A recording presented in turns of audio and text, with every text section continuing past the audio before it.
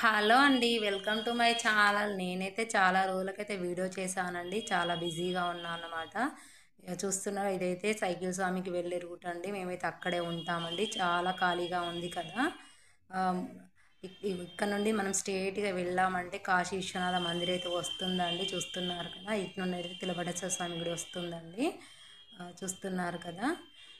మేమైతే రైల్వే స్టేషన్‌కి వెళ్ళడానికైతే ఒక టోటో అయితే మాట్లాడుకున్నామండి. అదే అండి బ్యాటరీ ఆటోనైతే 300 రూపీస్ అయితే తీసుకున్నాడండి.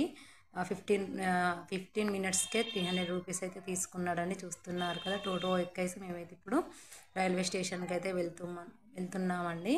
రైల్వే స్టేషన్‌కి అయితే వచ్చామండి. చూస్తున్నారు కదా.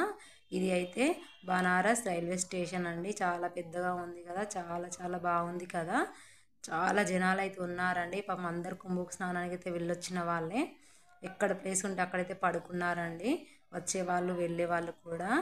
అసలు మేమైతే వందే భారత్ బుక్ చేసుకున్నాం కానీ 7th రో చూపించిందండి. అందుకనే కార్లో అయితే మళ్ళీ ప్రయాగరాజ్కి అయితే వెళ్ళిపోయామండి.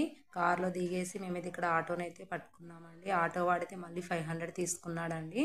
చూస్తున్నారు కదా. ఇక్కడైతే గ్రీనరీ చాలా బాగుంది కదా. మరి గ్రీనరీ ఎందుకు తీసుకోనంటే కాశీకి వచ్చి 2 ఇయర్స్ అవుతుంది కానీ నేను ఇలాంటి ప్లేస్ అయితే ఎప్పుడు చూడలేదండి. ఎప్పుడు ఒక్క చెట్టు కూడా కనిపించదు. అందుకని ఇంత మంచి పొలాలు కనిపించేసరికి నాకైతే చాలా హ్యాపీ అనిపించేది. వీడియోనైతే తీసానండి. నాకు చూడడమే ఫస్ట్ టైం అండి. ఎందుకంటే మన విలేజ్లో అయితే ఇలాంటి కంపల్సరీగా చూస్తాము. కాకపోతే కాశీలో చూడడం అంటే ఇది మాటలు కాదండి. చాలా బాగుంది కదా ఇది.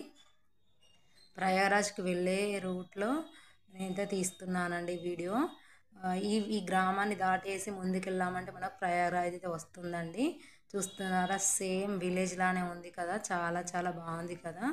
చిన్న పల్లెటూరు అండి ఇదైతే. ఈ గ్రామాన్ని దాటేస్తే మనమైతే ముందుకెళ్తే ప్రయాగరాజ్ అయితే వస్తుందండి. ఇక్కడ కుంభమేళాలో స్నానం చేసే ప్లేస్ని అయితే సంఘ్ అని అంటారండి.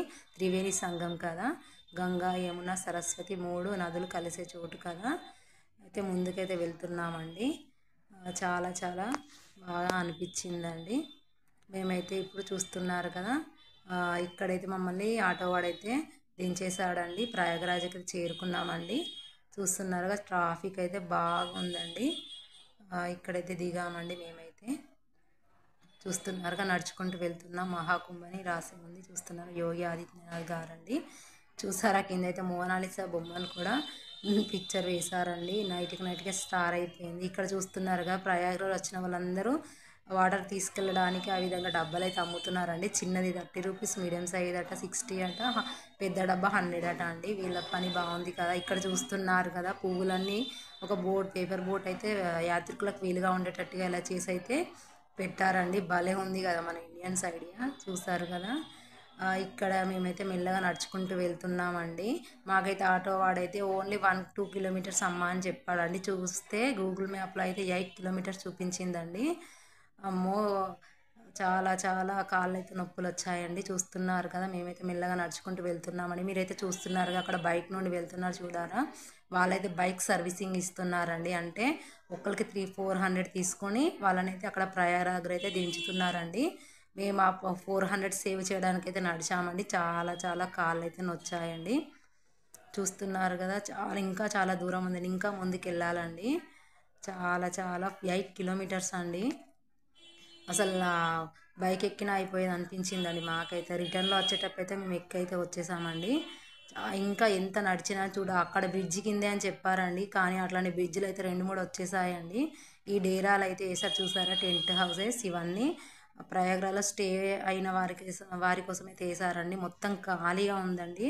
లాస్ట్ డే కాబట్టి మొత్తం ఖాళీ అయిపోయిందండి. చూసారా బ్రిడ్జెస్.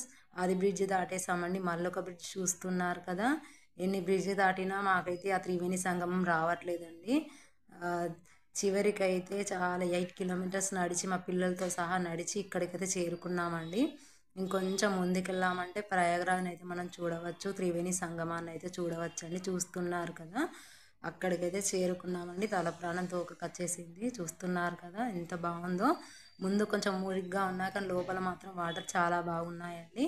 వీడియో నచ్చితే లైక్ చేయండి, షేర్ చేయండి, సబ్స్క్రైబ్ చేయండి.